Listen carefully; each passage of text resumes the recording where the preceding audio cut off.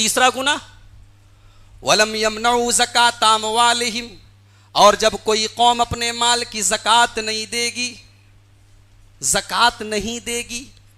آج ماشاءاللہ آپ لوگ بولیں گے نہیں ہم لوگ تو زکوٰۃ دیتے ہیں. دیکھیے رمضان میں کیسا مولویوں کی لائن لگتی ہے ہماری دکان کے آگے. 10 روپے کی 50 روپے کی رسیدیں ہم کٹوا کے ہم نے بہت بڑا تیر مار لیا. مولوی بیچارہ آتا ہے کہتا ہے کہ مولوی سیٹھ صاحب پچھلے سال ہمارے مدرسے کا خرچ 10 لاکھ تھا 20 لاکھ ہو گیا. تو آپ جواب دیتے کہ نہیں بھائی 50 تھا کیا اس کو 40 کر لو. آپ 50 سے 40 کروا دیتے. پھر زکوٰۃ ہم جو دے رہے ہیں اس کو ایک احسان سمجھ کے، ایک ٹیکس سمجھ کے، ایک تاوان سمجھ کے دے رہے ہیں. ایسا لگ رہا ہے کہ ہم جس کو زکوٰۃ دے رہے ہیں بہت بڑا احسان کر رہے ہیں. یہ زکوٰۃ تو اللہ کا فریضہ ہے آپ کے اوپر. تُؤْخَذُ مِنْ أَغْنِيَائِهِمْ وَتُرَدُّ عَلَىٰ فُقَرَائِهِمْ. وہ تو آپ امیر ہیں تو آپ سے لی جائے گی اور غریبوں کو دی جائے گی. آپ کوئی احسان نہیں کر رہے ہیں. آپ کا بوجھ ہلکا ہو رہا ہے. وہ بیچارہ زکوٰۃ لینے کے لیے آپ کے دروازے پر آیا، یہ اس کا احسان ہے، ورنہ آپ کو پہنچانے جانا تھا اس کو. لیکن آج زکوٰۃ دے رہے ہیں، کوئی حساب نہیں، کوئی سسٹم نہیں. جہاں لینے کی بات آتی ہے تو 10 کا سوچتے ہیں کہ 100 لے لے، اور جہاں دینے کی بات آتی ہے تو 100 کی جگہ سوچتے ہیں 10 ہی سے کام چلا لے.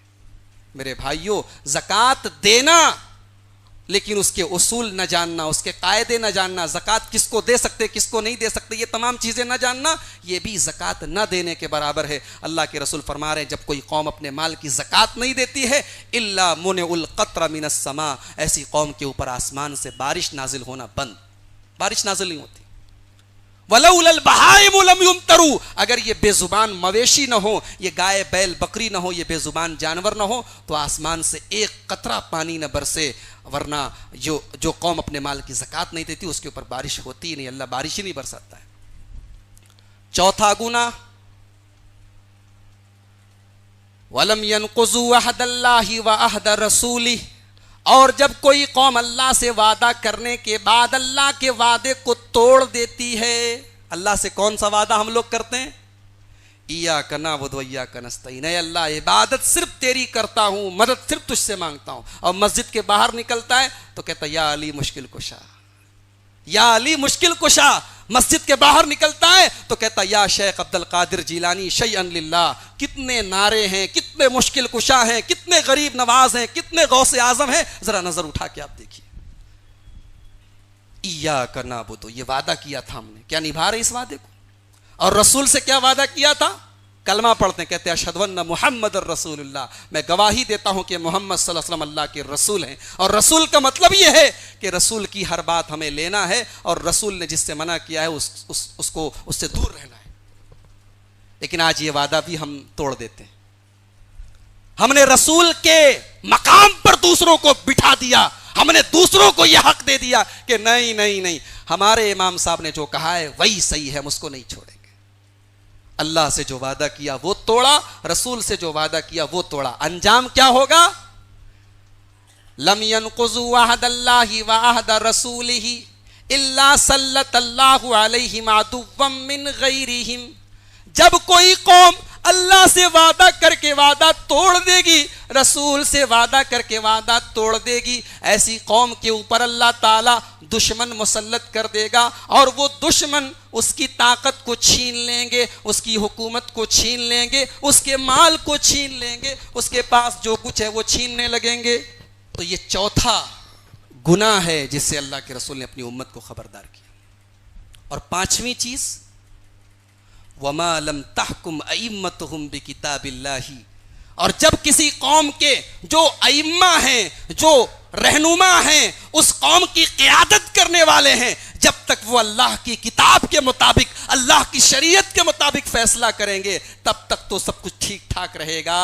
اور جب اللہ کی کتاب کو چھوڑ کے، اللہ کی شریعت کو چھوڑ کے خود اللہ کی کتاب میں منطق لگانے کی کوشش کی جائے گی، اور بقول علامہ اقبال خود بدلتے نہیں قرآن کو بدل دیتے ہیں، ہوئے اس درجہ فقیہان حرم بے توفیق. جب یہ نوبت آ جائے گی کہ قرآن کو بدلنے کی کوشش کی جائے گی، حدیثوں کی منمانی تشریح کرنے کی کوشش کی جائے گی، اللہ کے رسول فرماتے ہیں الا جعل اللہ بأسهم بینہم، اللہ ایسی قوم کو آپس میں لڑا دے گا.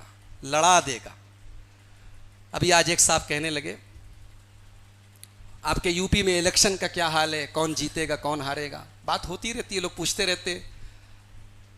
مسلمان ہندوستان میں کتنے ہیں؟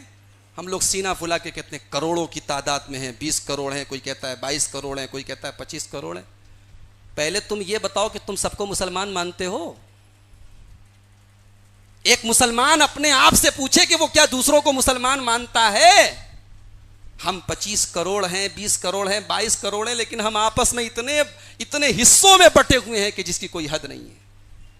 اللہ کے رسول کہہ رہے ہیں اللہ بانٹ دے گا، اللہ لڑا دے گا۔ آپ دیکھیے آج بابری مسجد کا مسئلہ لے کے مسلمان پورے ہندوستان میں احتجاج کرتا ہے کہ اللہ کے گھر کو ہم جو ہے بچائیں گے، لیکن اسی ہندوستان پر آپ کو کتنی مسجدیں میں بتا سکتا ہوں، ریکارڈ ہے کہ ایک مسلک کی مسجد بننے والی ہے، دوسرے مسلک والوں نے تالا چڑھا دیا، نہیں ہمارے علاقے میں ان کی مسجد نہیں بن سکتی۔